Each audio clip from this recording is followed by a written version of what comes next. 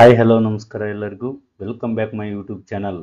ಈ ವಿಡಿಯೋದಲ್ಲಿ 2025-26ನೇ ಸಾಲಿಗೆ ಪ್ರೀ ಮೆಟ್ರಿಕ್ ಸ್ಕಾಲರ್ಶಿಪ್ ಅರ್ಜಿಯನ್ನು ಯಾವ ರೀತಿ ಸಲ್ಲಿಸಬೇಕು ಮತ್ತು ಇದಕ್ಕೆ ಯಾವೆಲ್ಲ ದಾಖಲೆಗಳು ಬೇಕಾಗ್ತವೆ ಮತ್ತು ಹೇಗೆ ಆನ್ಲೈನಲ್ಲಿ ಅರ್ಜಿ ಸಲ್ಲಿಸಬಹುದು ಅಂತಕ್ಕಂಥ ಮಾಹಿತಿಯನ್ನು ನಾನು ಈ ವಿಡಿಯೋದಲ್ಲಿ ತಿಳಿಸ್ಕೊಡ್ತೀನಿ. ಅದಕ್ಕೂ ಮುಂಚೆ ಯಾರೆಲ್ಲ ಇದೇ ಮೊದಲು ನನ್ನ ಯೂಟ್ಯೂಬ್ ಚಾನಲ್ ಅನ್ನು ನೋಡ್ತಾ ಇದ್ರು ದಯವಿಟ್ಟು ಸಬ್ಸ್ಕ್ರೈಬ್ ಮಾಡಿಕೊಂಡು ಪಕ್ಕದಲ್ಲಿ ಕಾಣುವ ಬೆಲ್ ಬಟನ್ ಮೇಲೆ ಕ್ಲಿಕ್ ಮಾಡಿ ಆಲ್ ಅಂತ ಸೆಲೆಕ್ಟ್ ಮಾಡ್ಕೊಳ್ಳಿ. ಸ್ನೇಹಿತರೆ, ನೀವು ಬಳಸ್ತಕ್ಕಂಥ ಯಾವುದಾದ್ರೂ ಒಂದು ಬ್ರೌಸರಲ್ಲಿ ಪ್ರೀ ಮೆಟ್ರಿಕ್ ಸ್ಕಾಲರ್ಶಿಪ್ ಅಂತಾದರೂ ಟೈಪ್ ಮಾಡ್ಕೊಳ್ರಿ, ಇಲ್ಲಾಂದ್ರೆ SSP ಪೋರ್ಟಲ್ ಅಂತ ಟೈಪ್ ಮಾಡ್ಕೊಂಡ್ರೆ ಈ ರೀತಿ ನಿಮಗೆ ರಾಜ್ಯ ವಿದ್ಯಾರ್ಥಿ ವೇತನ ತಂತ್ರಾಂಶ ಸಿಗುತ್ತೆ. ಸೊ ಇದು ಸ್ಟೇಟ್ ಸ್ಕಾಲರ್ಶಿಪ್ ಪೋರ್ಟಲ್ ಅಂತೇಳಿ.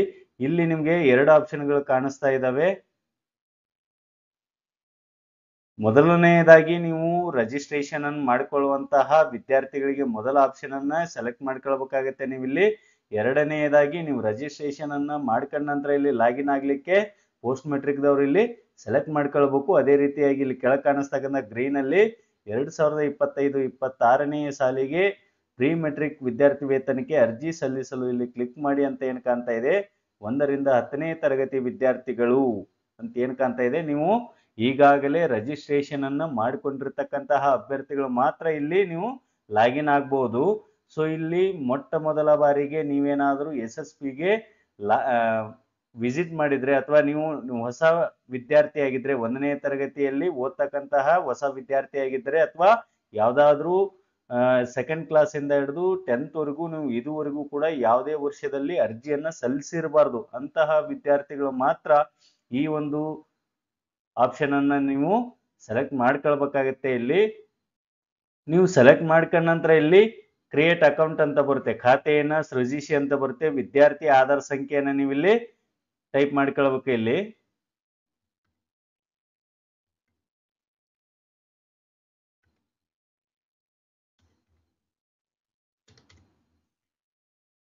ಆಧಾರ್ ಸಂಖ್ಯೆಯನ್ನ ನಮೂದಿಸಿದ ನಂತರ ಇಲ್ಲಿ ಕ್ಲಿಕ್ ಟು ಪ್ರೊಸೀಡ್ ಅಂತ ಕಾಣುತ್ತಲ್ಲ, ಅದರ ಮೇಲೆ ಕ್ಲಿಕ್ ಮಾಡ್ರಿ. ಹಾಗೆ ಇಲ್ಲಿ ಗುರುತಿನ ದೃಢೀಕರಣ ಸೇವೆ ಅಂತ ಬರುತ್ತೆ, ಅಂದ್ರೆ ಐಡೆಂಟಿಟಿ ವ್ಯಾಲಿಡೇಷನ್ ಸರ್ವಿಸ್ ಅಂತ. ಸೊ ಇಲ್ಲಿ ಆಧಾರ್ ನಲ್ಲಿರುವಂತೆ ಹೆಸರು ಆಸ್ ಪರ್ ಆಧಾರ್ ನೇಮ ಆಸ್ ಪರ್ ಆಧಾರ್ ಅಂತ ಇದೆ. ಆಧಾರ್ ಕಾರ್ಡ್ ಅಲ್ಲಿ ವಿದ್ಯಾರ್ಥಿ ಹೆಸರು ಯಾವ ರೀತಿ ಇದೆನೋ ಅದೇ ರೀತಿಯಾಗಿ ನೀವು ಇಲ್ಲಿ ಎಂಟರ್ ಮಾಡಬೇಕು. ಮತ್ತೆ ಆಧಾರ್ ಸಂಖ್ಯೆಯನ್ನು ಇನ್ನೊಮ್ಮೆ ಎಂಟರ್ ಮಾಡ್ಕೊಳ್ರಿ. ಇಲ್ಲಿ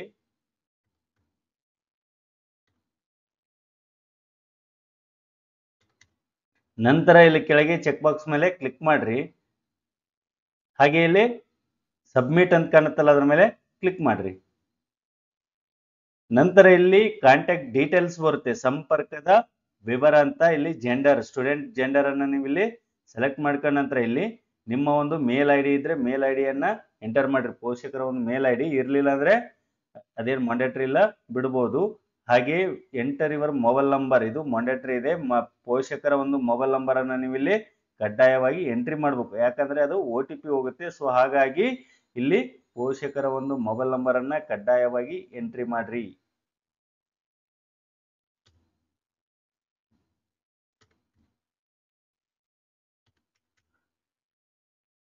ಮೊಬೈಲ್ ನಂಬರ್ ಅನ್ನ ಎಂಟ್ರಿ ಮಾಡ್ಕೊಂಡ ನಂತರ ಸಲ್ಲಿಸಿ ಅಂತಿದೆಯಲ್ಲ, ಅದರ ಮೇಲೆ ಕ್ಲಿಕ್ ಮಾಡ್ರಿ. ಈಗ ಏನಾಗುತ್ತೆ ಅಂದ್ರೆ OTP ಹೋಗಿರುತ್ತೆ, ಆ OTP ಅನ್ನ ನೀವು ಇಲ್ಲಿ ಎಂಟರ್ ಮಾಡಬೇಕು. ನಂತರ ಇಲ್ಲಿ ಸಲ್ಲಿಸಿ ಅಂತ ಕೊಡ್ರಿ. ಇಲ್ಲಿ ನೀವು ಪಾಸ್ವರ್ಡ್ ಕ್ರಿಯೇಟ್ ಮಾಡ್ಕೊಳ್ಳಿಕ್ಕೆ ಬರುತ್ತೆ, ನ್ಯೂ ಪಾಸ್ವರ್ಡ್ ಅಂತ ಇದೆ, ಅದನ್ನ ಕನ್ಫರ್ಮ್ ಪಾಸ್ವರ್ಡ್ ಅಂತ ಕೊಡ್ಬೇಕಿಲ್ಲಿ.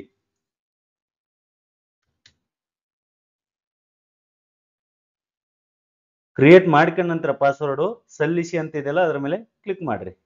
ಸೊ ಇಲ್ಲಿ ಏನ್ ಬರುತ್ತೆ ಅಂದ್ರೆ, ಧನ್ಯವಾದಗಳು, ನಿಮ್ಮ ಖಾತೆಯನ್ನು SSPಯಲ್ಲಿ ಯಶಸ್ವಿಯಾಗಿ ಸೃಜಿಸಲಾಗಿದೆ. ನಿಮ್ಮ ನೋಂದಣಿ ಸಂಖ್ಯೆಯನ್ನು ನಿಮ್ಮ ನೋಂದಾಯಿತ ಮೊಬೈಲ್ ಸಂಖ್ಯೆಗೆ ರವಾನಿಸಲಾಗಿದೆ ಅಂತ ಬರುತ್ತೆ. ಸೊ ನಂತರ ನೀವೇನ್ ಮಾಡ್ಬೇಕು, ಬಂದಿರತಕ್ಕಂತಹ ರಿಜಿಸ್ಟ್ರೇಷನ್ ನಂಬರ್ ಅನ್ನು ಎಂಟರ್ ಮಾಡ್ಕೊಂಡು ನೀವು ಕ್ರಿಯೇಟ್ ಮಾಡಿರ್ತಕ್ಕಂತಹ ಪಾಸ್ವರ್ಡ್ ಅನ್ನ ಎಂಟರ್ ಮಾಡ್ಕೊಂಡು ಲಾಗಿನ್ ಆಗ್ಬೇಕಾಗತ್ತೆ. ನೀವು ಇಲ್ಲಿ ಮತ್ತೆ ನೀವು ಇಲ್ಲಿ SSP ಹೋಮ್ ಪೇಜ್ ಬಂದು ಇಲ್ಲಿ ಕೆಳಗೆ ಕಾಣಿಸ್ತಕ್ಕಂಥ 25-26ನೇ ಸಾಲಿಗೆ ಮೆಟ್ರಿಕ್ ಪೂರ್ವ ವಿದ್ಯಾರ್ಥಿ ವೇತನಕ್ಕೆ ಅರ್ಜಿ ಸಲ್ಲಿಸಲು ಇಲ್ಲಿ ಕ್ಲಿಕ್ ಮಾಡಿ ಅಂತ ಕಾಣುತ್ತಲ್ಲ, ಅದರ ಮೇಲೆ ಲಾಗಿನ್ ಮಾಡ್ಕೊಳ್ಬೇಕು. ನೀವು ಅಲ್ಲಿ ಕ್ರಿಯೇಟ್ ಮಾಡ್ಕೊಂಡಿರ್ತಕ್ಕಂತಹ ಯೂಸರ್ ಐಡಿಯನ್ನ ಇಲ್ಲಿ ಎಂಟರ್ ಮಾಡ್ಬೇಕು. ಸ್ಟೂಡೆಂಟ್ ಲಾಗಿನ್ ಅಲ್ಲಿ ಪಾಸ್ವರ್ಡ್ ಅನ್ನ ಕೂಡ ಇಲ್ಲಿ ಎಂಟರ್ ಹಾಕಿ ಕ್ಯಾಪ್ಚಾವನ್ನ ಹಾಕಿ ಇಲ್ಲಿ ಸ್ಟೂಡೆಂಟ್ ಲಾಗಿನ್ ಮೇಲೆ ಕ್ಲಿಕ್ ಮಾಡ್ರಿ.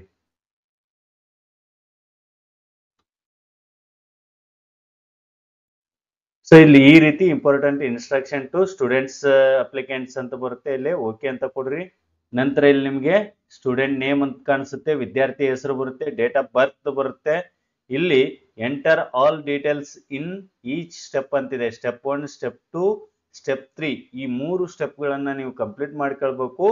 ಈ ಒಂದು apply for pre matric scholarship ಅಂದ್ರೆ ಅರ್ಜಿಯನ್ನ ಸಲ್ಲಿಸುವ ಪೂರ್ವದಲ್ಲಿ ಈ KYC ಯನ್ನ ಮಾಡ್ಕೊಳ್ಬೇಕಾಗುತ್ತೆ. ವಿದ್ಯಾರ್ಥಿಯ ಆಧಾರ್ ನಂಬರ್ ಅನ್ನು ಹಾಕಿ ಅಲ್ಲಿ ಏನ್ ಮಾಡ್ಕೊಳ್ಬೇಕಂದ್ರೆ ನೀವು ಈ KYC ಯನ್ನ ಅಂದ್ರೆ OTP ಯನ್ನ ಹಾಕಿ ಅದನ್ನ ಕಂಪ್ಲೀಟ್ ಮಾಡುವ ಮೂಲಕ ನೀವು ಈ KYC ಯನ್ನ ಪ್ರಕ್ರಿಯೆಯನ್ನ ಪೂರ್ಣಗೊಳಿಸಬೇಕಾಗುತ್ತೆ. ಇಲ್ಲಿ ಓಕೆ ಅಂತ ಕೊಟ್ಟಾಗ ನಂತರ ಇಲ್ಲಿ ಈ ತರ ಬರುತ್ತೆ, your Aadhaar e KYC needs to be done to capture your photograph for scholarship purpose ಅಂತ ಬರ್ತಾ ಇದೆ. ಸೊ ಇಲ್ಲಿ ಕ್ಲಿಕ್ ಫಾರ್ ಈ KYC ಅಂತ ಕಾಣ್ತಾ ಇದೆಯಲ್ಲ, ಅದರ ಮೇಲೆ ನೀವು ಕ್ಲಿಕ್ ಮಾಡ್ಕೊಳ್ಬೇಕು. ನಂತರ ಈ ರೀತಿ ಈ KYC ಒಂದು ಸರ್ವಿಸ್ ಬರುತ್ತೆ. ಇಲ್ಲಿ ಆಧಾರ್ ಸಂಖ್ಯೆ ಅಂದ್ರೆ ಸ್ಟೂಡೆಂಟ್ ಆಧಾರ್ ನಂಬರ್ ಅನ್ನ ನೀವು ಇಲ್ಲಿ ಎಂಟರ್ ಮಾಡ್ಕೊಳ್ರಿ. ಇಲ್ಲಿ ಮಾಡ್ಕೊಂಡ ನಂತರ ಇಲ್ಲಿ ಚೆಕ್ ಬಾಕ್ಸ್ ಮೇಲೆ ಕ್ಲಿಕ್ ಮಾಡಿ ನಂತರ OTP ಅಂತ ಕಾಣ್ತಾ ಇದೆಯಲ್ಲ ಅದರ ಮೇಲೆ ಕ್ಲಿಕ್ ಮಾಡ್ರಿ. ಹಾಗೆ ಇಲ್ಲಿ OTP ಪಡೆಯಿರಿ, ಜನರೇಟ್ OTP ಅಂತಿದೆಯಲ್ಲ ಅದರ ಮೇಲೆ ಕ್ಲಿಕ್ ಮಾಡ್ರಿ. OTP ಯನ್ನು SMS ಮೂಲಕ ಕಳುಹಿಸಲಾಗಿದೆ, OTP ಸೆಂಡ್ ಸಕ್ಸಸ್ಫುಲಿ ಅಂತ ಬರುತ್ತೆ. ಅಂದ್ರೆ ಆಧಾರ್ಗೆ ಯಾವ ಮೊಬೈಲ್ ನಂಬರ್ ಲಿಂಕ್ ಇದೆನೋ ಆ ಮೊಬೈಲ್ ನಂಬರ್ಗೆ ಏನು ಹೋಗಿರುತ್ತೆ, OTP ಹೋಗಿರುತ್ತೆ. ಅದನ್ನ 120 ಸೆಕೆಂಡ್ಗಳಲ್ಲಿ ನೀವು ಎಂಟರ್ ಮಾಡ್ಕೊಳ್ಬೇಕಾಗುತ್ತೆ, ಇಲ್ಲಾಂದ್ರೆ OTP ಸೆಂಡ್ ಮಾಡ್ಬೇಕಾಗತ್ತೆ.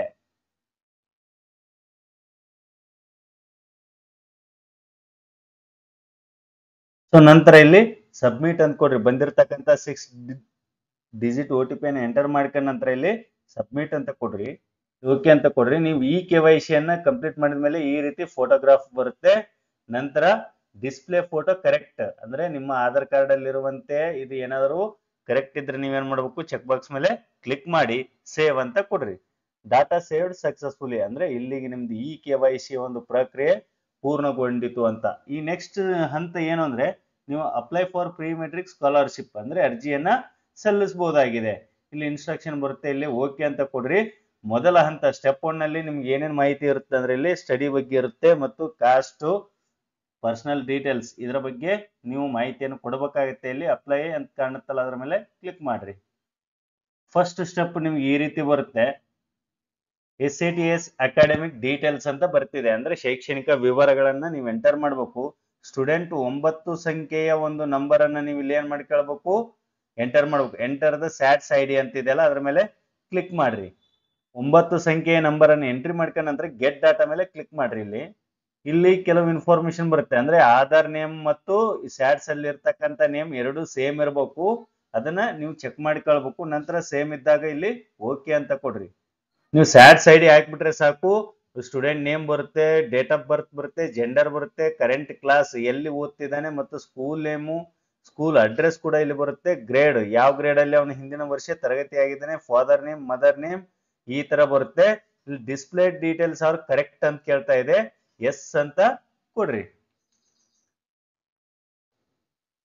ನಂತರ ಸೇವ್ ಅಂಡ್ ಪ್ರೊಸೀಡ್.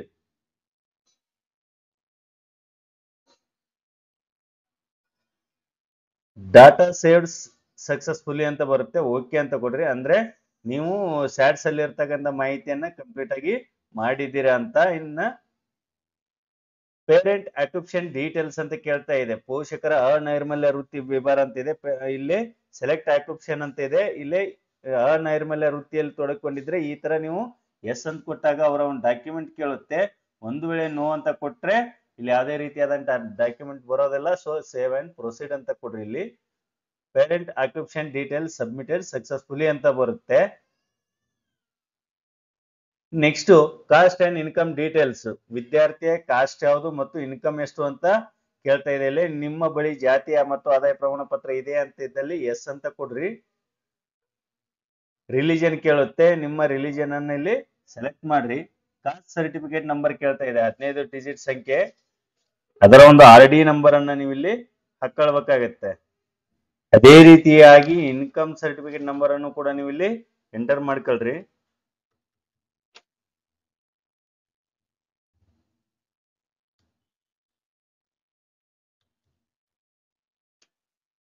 ಚೆಕ್ ಅಂತ ಕೊಡ್ರಿ ಕೆಳಗಿಲ್ಲಿ. ಆ ನಂಬರ್ ಅನ್ನ ಹಾಕಿದ ತಕ್ಷಣ ಅದು ಡೀಟೇಲ್ ಎಲ್ಲ ಇಲ್ಲಿ ಬರುತ್ತೆ. ಸೊ ನಂತರ ಎಸ್ ಅಂತ ಕೊಡ್ರಿ, ಎಲ್ಲ ಸರಿಯಾಗಿವೆ ಅಂತ. 7 ಪ್ರೊಸೀಡ್, ಇಲ್ಲಿ ಕೂಡ ಎಸ್ ಅಂತ ಕೊಡ್ರಿ. Cost and income details saved successfully ಅಂತ ಬರುತ್ತೆ, ಓಕೆ ಅಂತ ಕೊಡ್ರಿ. ಹಾಗೆ ಸ್ಕ್ರೋಲ್ ಡೌನ್ ಮಾಡ್ತಾ ಬನ್ನಿ. ಇಲ್ಲಿ ಡಿಸಬಿಲಿಟಿ ಡೀಟೇಲ್ಸ್ ಕೇಳುತ್ತೆ. ನಿಮ್ಮ ಮಗು ಏನಾದ್ರು ವಿಶೇಷ ಚೇತನ ಉಳ್ಳ ಮಗು ಆಗಿದ್ರೆ ಎಸ್ ಅಂತ ಕೊಡ್ರಿ, ಇಲ್ಲಾಂದ್ರೆ ನೋ ಅಂತ ಕೊಟ್ಟು 7 ಪ್ರೊಸೀಡ್ ಅಂತ ಕೊಡ್ರಿ. Disability details saved successfully, okay. Next ಇಲ್ಲಿ ಪರ್ಸನಲ್ ಡೀಟೇಲ್ಸ್ ಕೇಳುತ್ತೆ. ಮಾಹಿತಿಯಲ್ಲಿ ಇಲ್ಲಿ ವಿದ್ಯಾರ್ಥಿ ಹೆಸರು, ಲಿಂಗ, ಮೊಬೈಲ್ ಸಂಖ್ಯೆ ಮತ್ತೆ ಜಿಲ್ಲೆ ಇವೆಲ್ಲ ಕೇಳ್ತಾ ಇದೆ. ಅದನ್ನ ನೀವು ಕರೆಕ್ಟ್ ಆಗಿ ಎಂಟರ್ ಮಾಡ್ಕೊಂಡು ಎಸ್ ಅಂತ ಕೊಡ್ರಿ ಕೆಳಗೆ. ನಂತರ ನೀವು ಕರ್ನಾಟಕ ರಾಜ್ಯದ ನಿವಾಸಿ ಅಂತಿದ್ದಲ್ಲಿ ಎಸ್ ಅಂತ ಕೊಡ್ರಿ. ಹಾಗೆ ಎಲ್ಲ ವಿವರಗಳು ಸರಿಯಾಗಿವೆ ಇದ್ದಲ್ಲಿ ಎಸ್ ಅಂತ ಕೊಡ್ರಿ. 7 ಪ್ರೊಸೀಡ್. ಡಾಟಾ ಸೇವ್ಡ್ ಸಕ್ಸಸ್ಫುಲಿ ಅಂತ ಬರುತ್ತೆ, ಓಕೆ ಅಂತ ಕೊಡ್ರಿ. ಇಲ್ಲಿ ನೆಕ್ಸ್ಟ್ ಅಂತ ಕಾಣುತ್ತಲ್ಲ, ಇಲ್ಲಿ ಕ್ಲಿಕ್ ಮಾಡ್ರಿ. ಅಂದ್ರೆ ಎರಡನೇ ಹಂತಕ್ಕೆ ಬರುತ್ತೆ. ಇಲ್ಲಿ ಹಾಸ್ಟೆಲರ್ ಆರ್ ಡೇ ಸ್ಕಾಲರ್ ಅಂತ ಇದೆ. ಹಾಸ್ಟೆಲರ್ ಅಂದ್ರೆ ವಸತಿ ನಿಲಯದಲ್ಲಿ ವಾಸ ಬರ್ತಕ್ಕಂಥ ವಿದ್ಯಾರ್ಥಿಗಳು. ಡೇ ಸ್ಕಾಲರ್ ಅಂದ್ರೆ ಬರೀ ಶಾಲೆಗೆ ಹೋಗ್ತಕ್ಕಂಥ ವಿದ್ಯಾರ್ಥಿಗಳಾಗಿರ್ತಾರೆ. ಸೊ ಇಲ್ಲಿ ನೀವು ಹಾಸ್ಟೆಲರ್ ಅಂತ ಕೇಳ್ತಾ ಇದೆ, ಡೂ ಯು ಡೇ ಸ್ಕಾಲರ್ ಅಂತ ಕೇಳ್ತಾ ಇದೆ, ಎಸ್ ಅಂತ ಕೊಡ್ರಿ. ಅಂದ್ರೆ ನೀವು ಬರೀ ವಿದ್ಯಾರ್ಥಿ ಶಾಲೆಗೆ ಹೋಗಿ ಬರ್ತಿದ್ರೆ, ಸೊ ಇಲ್ಲಿ ಎಸ್ ಅಂತ ಕೊಟ್ಟು ಸೇವ್ ಅಂತ ಕೊಡ್ರಿ. ಡಾಟಾ ಸೇವ್ಡ್ ಸಕ್ಸಸ್ಫುಲಿ ಅಂತ ಬಂತು. ನೆಕ್ಸ್ಟ್ ಇದು ಥರ್ಡ್ ಸ್ಟೆಪ್ಗೆ ಡೈರೆಕ್ಟ್ ಆಗಿ ಹೋಗುತ್ತೆ. ಇಲ್ಲಿ ಅಪ್ಲಿಕೇಶನ್ ಪ್ರಿವ್ಯೂ ಆಗುತ್ತೆ. ಇಲ್ಲಿ ನೀವು ತುಂಬಿರ್ತಕ್ಕಂಥ ಎಲ್ಲ ಮಾಹಿತಿ ಇಲ್ಲಿ ನಿಮಗೆ ಲಭ್ಯ ಆಗುತ್ತೆ. ಸೊ ಒನ್ ಟೈಮ್ ನೀವು ಚೆಕ್ ಮಾಡ್ಕೊಂಡು ಇಲ್ಲಿ ಡಿಕ್ಲರೇಷನ್ಗೆ ಕ್ಲಿಕ್ ಮಾಡ್ರಿ. ಸೊ ಅಪ್ಲಿಕೇಶನ್ ಪ್ರಿವ್ಯೂ ಆದ್ಮೇಲೆ ನೀವು ಸಬ್ಮಿಟ್ ಕೊಟ್ಟಾದ್ಮೇಲೆ ಇಲ್ಲಿ ಕೊನೆ ಆಪ್ಷನ್ ಏನಿದೆ, ಪ್ರಿಂಟ್ ಅಕ್ನಾಲಜ್ಮೆಂಟ್ ಅಂತ ಕಾಣುತ್ತಲ್ಲ, ಸೊ ಇದರ ಮೇಲೆ ನೀವು ಕ್ಲಿಕ್ ಮಾಡ್ಕೊಂಡ್ರೆ ನಿಮ್ಮ ಒಂದು ಅಪ್ಲಿಕೇಶನ್ ಅನ್ನ ಪ್ರಿಂಟ್ ಅನ್ನ ತೆಗೆದುಕೊಳ್ಬಹುದು. ಈ ರೀತಿಯಾಗಿ ನೀವು ಕೂಡ ನಿಮ್ಮ ಮೊಬೈಲ್ ಇಂದಲೇ ಪ್ರೀ ಮೆಟ್ರಿಕ್ ಸ್ಕಾಲರ್ಶಿಪ್ ಅರ್ಜಿಯನ್ನ ಈಸಿಯಾಗಿ ಸಲ್ಲಿಸಬಹುದು. ಈ ವಿಡಿಯೋ ಒಂದ್ ವೇಳೆ ನಿಮ್ಗೆ ಇಷ್ಟ ಆಗಿದ್ರೆ ದಯವಿಟ್ಟು ಲೈಕ್ ಮಾಡಿ, ಶೇರ್ ಮಾಡಿ, ಹಾಗೆ ಸಬ್ಸ್ಕ್ರೈಬ್ ಮಾಡಿ ಅಂತ ಹೇಳ್ತಾ ಎಲ್ಲರಿಗೂ ವಂದನೆಗಳು.